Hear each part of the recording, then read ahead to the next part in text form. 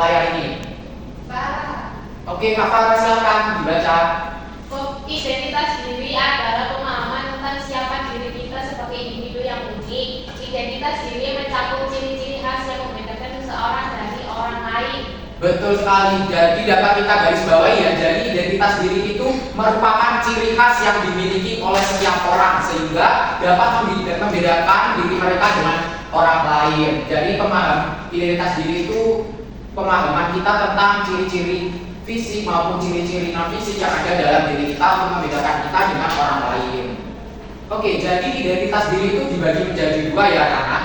Ada di identitas fisik dan juga di identitas non fisik. Jadi ada dua apa anak-anak?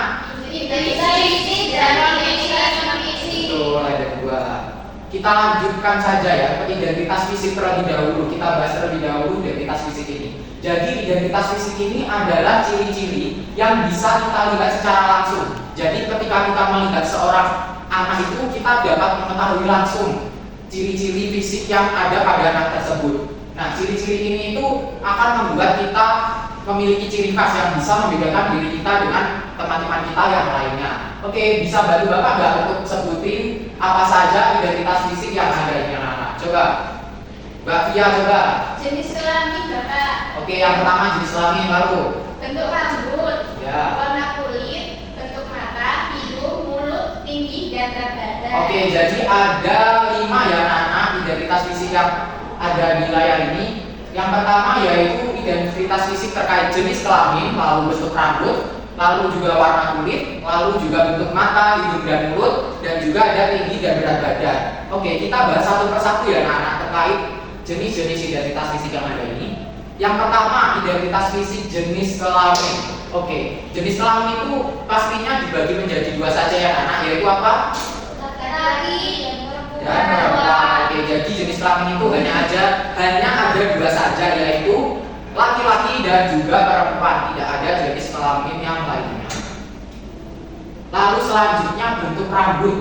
Oke, di sini ada beberapa contoh bentuk rambut. Coba bantu Bapak untuk menyebutkan setiap bentuk rambut yang ada di sini. Mulai dari sini apa anak? Rambut lurus, lalu ini, lalu rambut. Nah, menurut kalian nih, coba kalian lihat rambut Bapak sekarang. Nah, rambut Bapak ini termasuk jenis rambut yang mana? lurus. Jenis rambut yang lurus ya, karena memang tidak bergelombang. Jadi betul sekali Bu. Oke, selanjutnya kita masuk ke identitas non fisik. Kalau tadi kita sudah membahas identitas fisik, selanjutnya kita akan membahas identitas non fisik. Di sini identitas non fisik itu adalah ciri-ciri yang tidak bisa dilihat langsung dari luar tubuh, tapi kita bisa tahu dari ketika seorang berbicara, berpikir atau bertingkah laku. Nah, hal ini dapat kita ketahui ketika kita bertanya dengan teman kita. Misalnya, Bapak bertanya kepada Mbak Fia nih, Mbak Fia hobinya apa?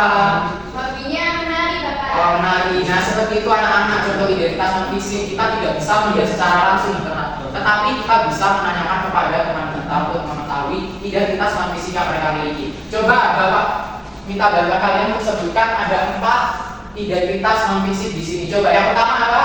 Hobi. Hobi atau kegemaran. Yang selanjutnya Agama. dan suku. Oke, betul sekali. Jadi ada 4 contoh identitas non fisik ya, yaitu hobi, lalu agama, cita-cita dan suku. Oke, kita bahas satu persatu ya anak-anak.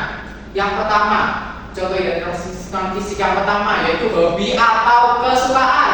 Nah, di sini ada beberapa hobi yang ada yang anak-anak. Contohnya apa yang pertama? Melukis, memasak, menari, membaca buku. Nah, ini seperti yang hobinya Mbak Fia tadi ya, menari. Di sini terdapat contoh menari juga. Lalu yang selanjutnya contoh identitas fisiknya yaitu agama. Di Indonesia sendiri ada 6 agama ya anak-anak. Yang pertama apa? Islam, Kristen, Protestan, Kristen Katolik, Buddha, Hindu, Konghucu. Nah, betul sekali. Jadi ada 6 agama yang ada di Indonesia, yaitu Islam, Kristen Protestan, Kristen Katolik, Buddha, Hindu dan Konghucu. Jadi setiap anak itu pasti memiliki agama yang berbeda-beda ya. Jadi kita harus memberikan rasa toleransi kepada teman kita yang memiliki agama yang berbeda dengan kita. Kita harus menghormati dan menghargai.